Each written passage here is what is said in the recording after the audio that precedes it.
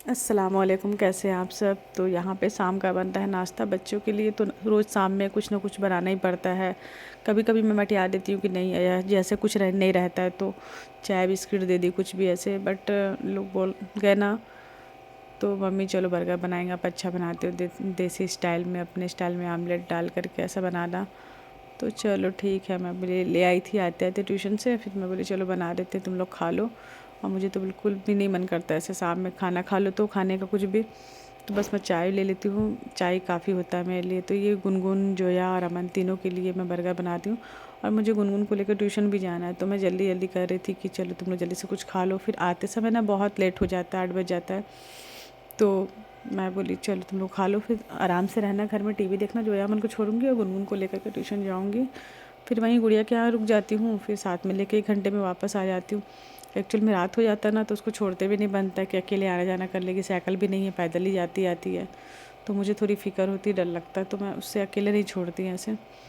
तो बस मैं साथ में ही लेके आई थी, तो इसीलिए मैंने उससे ना नाश्ता तैयारी करी थी, बच्चों को दे देती दोनों को ना, तो सही रहेगा, तंग नहीं करेंगे। नहीं तो फिर भी कुछ भी आके अपने से किचन को फैलाएंगे और किचन गंदा करेंगे, या कुछ भी बनाए खा लेंगे, या डर लगता है छोड़ के जाओ तो। गैस वैस ऑन कर लिए, तो इसलिए मैं सोची चलो इन लोगों को बना के दे ही देती हूँ, तो मैं टेंशन फ्री हो जाऊँगी। आने के बाद इन लोग को दूध दे दूँगी। तो बस यहाँ पे उन लोग का नाश्ते की तैयारी चल रही थी। तो आज मैं कुछ टॉपिक पे बात करने वाली हूँ कि एक मुझे ना कमेंट आया था, इससे पहले ब्लॉग डाली थी तो उसमें कि आप हस्बैंड को लेके मेरे सब मतलब सवाल उठाते हैं, बोलते हैं नहीं माफ़ कर देना चाहिए और एक्सेप्ट कर कर लो आप। और ये है वो, बहुत सारी बातें हैं, मैं कितना बोलूँ। पर जिस पे बीतती है ना वही जानता है। सुनने वालों को ये लगता है कि अरे यार क्यों छोड़ दिए इतने साल के बाद। तो कोई औरत पागल नहीं होती है कि इतने सालों का रिश्ता इंसान ऐसे ही किसी के साथ। एक शौहर कैसा होना चाहिए, एक शौहर ईमानदार होना चाहिए, एटलीस्ट ईमानदार तो होना चाहिए, और सच्चाई होनी चाहिए उसके अंदर। भले और कोई क्वालिटी हो, मतलब पैसा, बंगला, बैंक बैलेंस, गाड़ी, मेरे ये सब मायने किसी भी लड़की को नहीं लगता है। ये ज़रूरी है, ज़रूरी ये है ना कि वो एक सच्चा अच्छा इंसान हो, नेक हो और आपके प्रति ईमानदार हो। ईमानदार ही इंसान के अंदर ना रिश्ते को मजबूत बनाती है। अगर ईमानदारी है ना, रिश्ते में सच्चाई है, तो वो रिश्ता बहुत अच्छा होता है, मतलब मेरे हिसाब से। आज जिस रिश्ते में ईमानदारी नहीं है, सच्चाई नहीं है, झूठ है, झूठ के दम पे आप कब तक निभाओगे, कब तक चलाओगे। और एक तरफ़ा नहीं होता है किसी भी रिश्ते में, दोनों तरफ से होती है। एक तरफ़ा निभा निभा के 18 साल मैं निकाल दी। अब मैं ना थक गई इस रिश्ते से। मैं सोची कि नहीं, अब बेहतर ये है कि उसमें आप ना सिंगल ही रहो, अकेले रहो। ना आपको कोई उम्मीद रहेगा सामने वाले से, ना आपको तकलीफ़ होगी उसकी झूठ से, उसके धोखे से, उसकी फ़रेब से, उसके मक्कार से। तो बस बहुत सोच समझ के मैं ये डिसीजन ली हूँ। लोगों को समझ में नहीं आता है, मैं सर किसी को खैर अपनी सफाई नहीं दे सकती। और जो मुझे समझता है वो जानता है कि मैं कैसी हूँ, किस नेचर की हूँ। और मुझे खैर किसी को सफाई देने की ज़रूरत नहीं, मेरा रब जानता है। ये बहुत बड़ी बात है कि मैंने अपने रिश्ते को कितनी ईमानदारी से और कितनी सच्चाई से निभाया।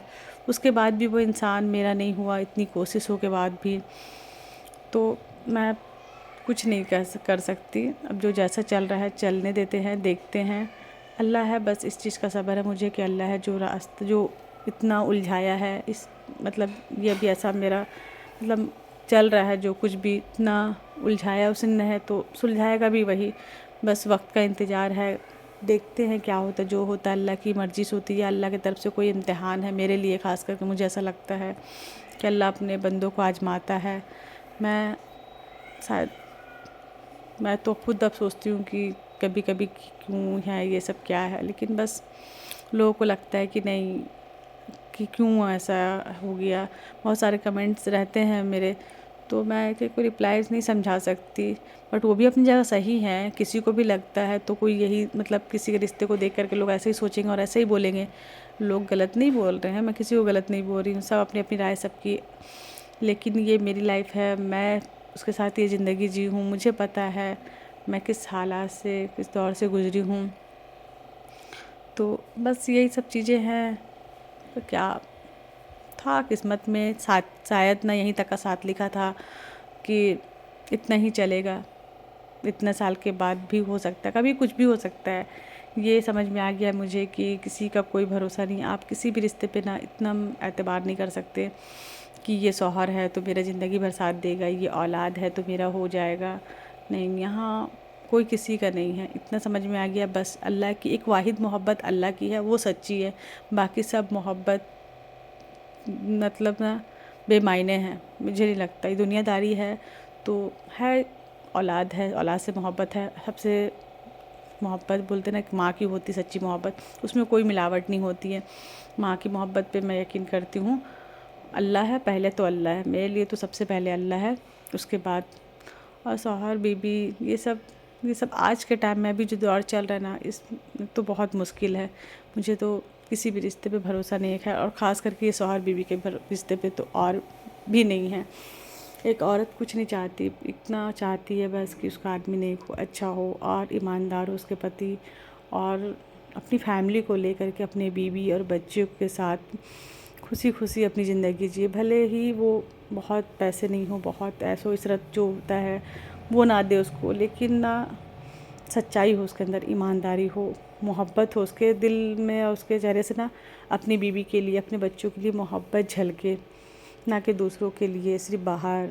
और छोड़ो क्या बोलूँ मैं, तो वो सब चीज़, ऐसे ऐसे इंसान के साथ इंसान नहीं रह सकता है, नहीं चल सकता है ऐसा रिश्ता जाए दिन तक। कितना भी आप चला लो, कितना भी आप बर्दाश्त कर लो, और अल्लाह पाक ये थोड़ी ना बोले हैं बर्दाश्त करो, बोलते हैं ठीक है आप जितना सह सकते हो उतना ही सहो। अपने ऊपर भी इंसान, सबसे पहला हक अपने अपने ऊपर ना खुद का होता है कि इंसान अपने आप से मतलब ये करे, अपने आप इतनी तकलीफ़ ना दे, उतना ही दे जितना सह सको। तो ठीक है, जब तक आप बर्दाश्त कर सकते हो सामने वाले की ज़्यादती बेरुखी करे, और नहीं कर सकते तो फिर आप अलग हो जाओ। और प्यार मोहब्बत से मतलब कोई किचकिच किए बगैर ही, कोई मतलब नहीं ज़्यादा बात को खींचना और करना। लगता तो है बुरा कि, लेकिन क्या कर सकते हैं अब। इंसान, सामने वाला इंसान नहीं समझा मुझे इतना, मेरी इतना कुछ करने के बावजूद भी वो इंसान मुझे नहीं समझा, तो मैं अब इसको क्या बोल सकती हूँ। अपनी ही बदनसीबी है शायद कि इतना, ये मेरी बदनसीबी है शायद। मुझे ऐसा लगता है कि मैं इतना कुछ इतनी ईमानदारी से निभाने के बाद भी मैं मतलब ये रिश्ते में कामयाब नहीं हो पाई, फेल हो गई। और कोई भी इंसान कब तक सहेगा। 18 साल से बेवफाई सहते सहते मैं भी ना थक गई हूँ, हार मान गई कि अब नहीं, आप माफ़ करो मुझे, जाओ अपनी ज़िंदगी जियो और मुझे चैन से जीने दो अपने बच्चों के साथ। मुझे रहना है, मुझे नहीं चाहिए।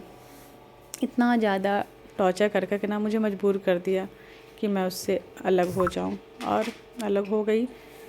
ठीक है, ज़िंदगी है, आगे भी कट जाएगी। अल्हम्दुलिल्लाह, अल्लाह का शुक्र, अल्लाह पाक बस जिस हाल में रखे, अल्लाह का हर हाल में शुक्र मनाती हूँ मैं। बस अल्लाह मुझे सब्र दे, आगे भी पूरी ज़िंदगी क्या होगा नहीं होगा ये कोई नहीं जानता है। बस मुझे अल्लाह सब्र दे कि मैं इसी तरह अपनी ज़िंदगी अपने बच्चों के साथ जीऊँ, और देखते हैं आगे क्या होता है सब।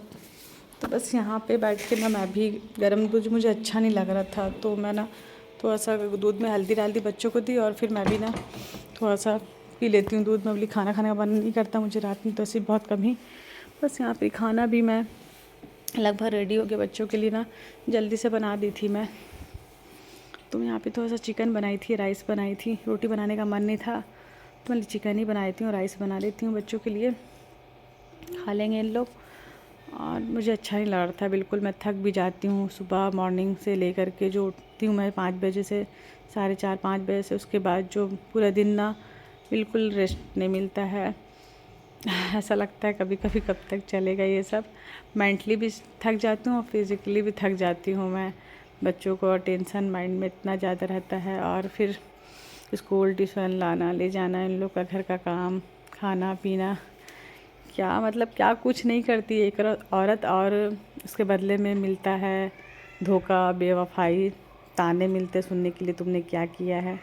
मुझे तो खैर बहुत कुछ ही सुनने मिले हैं, क्या बोलूँ मैं, जितना बोलूँगी शायद उतना कम है। तो बस यहाँ पे खाना निकाल रही थी, खाना रेडी हो गया, बच्चों को चलो तुम लोग खा लो, और फिर जल्दी सोते हैं, फिर स्कूल रहता है। तो बस यहाँ पे मैं खाना निकाल रही हूँ, बच्चों को दे रही हूँ। चलिए आज का ब्लॉग इतना ही। अपना बहुत ज़्यादा ख्याल रखिएगा, मुझे दुआओं में याद रखिएगा। बस अल्लाह हाफिज़।